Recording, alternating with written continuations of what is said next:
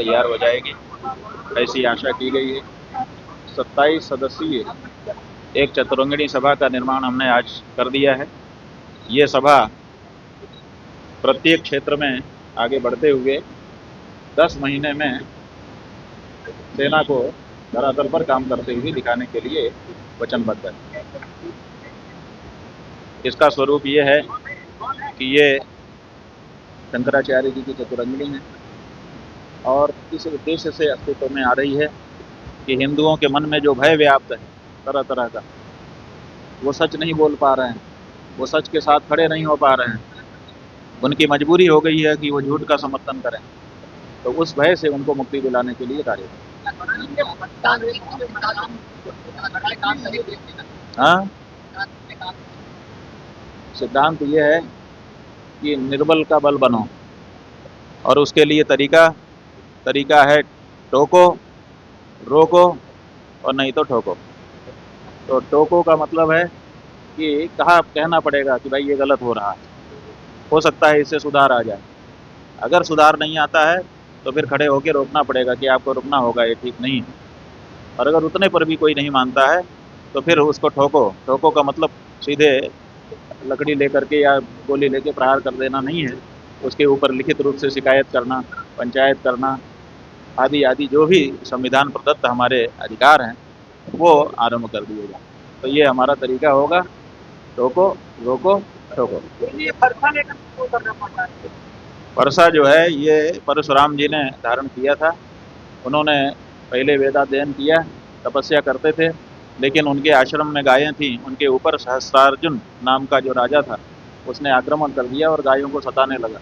तो गायों के दुख को दूर करने के लिए गवाम दुखम अपा कर तुम शस्त्रम जग्राह भार्गव, वहाँ लिखा हुआ है पुराण में कि गायों के दुख को दूर करने के लिए वैदिक होकर के, ऋषिपुत्र होकर के भी उन्होंने शस्त्र धारण किया, ये परशु धारण किया। तो उसी के प्रतीक में आज भी यही हो रहा है, गायों को दुख है, उस दुख को दूर करने के लिए ये परशु धारण किया है। बताया ना कि परशुराम जी ने परशु धारण किया था गायों को बचाने के लिए, इसीलिए परशु।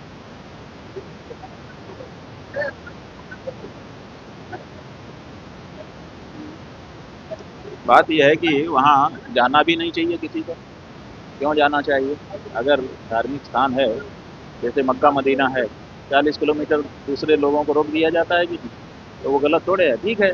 उसी तरह से हमारा भी धर्म स्थान है, हमको भी अपनी पवित्रता चाहिए, हमको भी अपने ढंग से वहाँ पर पूजा पाठ करना है, तो वहाँ पर दूसरा क्यों जाएंगे?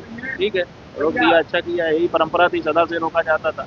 बीच में मना कर दिया था, आपके काशी विश्वनाथ मंदिर में नहीं पत्थर लगा था, आर्य धर्मेतरा नाम प्रवेशो निषिद्ध है, तो क्यों उसको तोड़ करके फेंक दिया गया? मनमाना करने के लिए। तो ये हमारी यहाँ परंपरा है कि हमारा जो धार्मिक परिसर है उसमें उसी धर्म का पालन करने वाले लोग जा सकते हैं जिसका वो परिसर है। 27 सदस्यों की एक चतुरंगिणी सभा बना दी गई है। ये 27 सदस्यीय चतुरंगिणी सभा हर क्षेत्र में काम करते हुए 10 महीने में ये शंकराचार्य चतुरंगिणी सेना को धरातल पर काम करने के लिए उतारे। इसका रजिस्ट्रेशन अब कराएंगे ये लोग।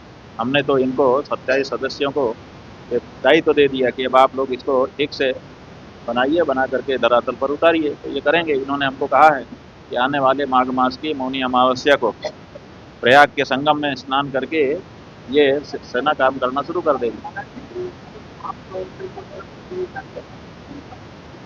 हाँ? क्या लिए जाते हैं? शस्त्र।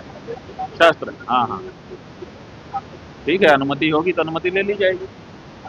अगर अनुमति होगी, हाँ, हम कहते हैं कि अगर अनुमति की जरूरत होगी तो हम उसको सीख करेंगे, उनसे प्राप्त करेंगे अनुमति। क्या दिक्कत है? लाइसेंस लिया जाता है ना, लाइसेंस किस लिए लिया जाता है? इसी के लिए तो लिया जाता है। टोको, रोको और ठोको, ये हमारी सेना के कार्य करने का सिद्धांत बनाया गया है, कार्य पद्धति बनाई गई कि पहले जहाँ गड़बड़ी हो रही होगी वहाँ पर हम टोकेंगे, रोकने से मान गया तो अच्छी बात है, धन्यवाद, नहीं तो फिर रोकेंगे, रोकने से भी नहीं मानता है तब ठोकेंगे। ठोकेंगे का मतलब गोली मारना और लाठी मारना ही नहीं है। ठोकेगा का मतलब है मुकदमा ठोक देना, नालिश ठोक देना, लिखित शिकायत कर देना, सार्वजनिक रूप से पंचायत बुला देना, ये सब भी ठोको में आता है। तो जो जरूरी होगा वो किया जाएगा, लेकिन अधर्म अस्वीकार है, गौ हत्या अस्वीकार है, निर्बल को सताना अस्वीकार है, ये कहना है इन सैनिकों। फिलहाल आज की खास खबर में बस इतना ही। अगर वीडियो अच्छी लगी हो तो लाइक, शेयर और कमेंट करना बिल्कुल ना भूलें। नमस्कार।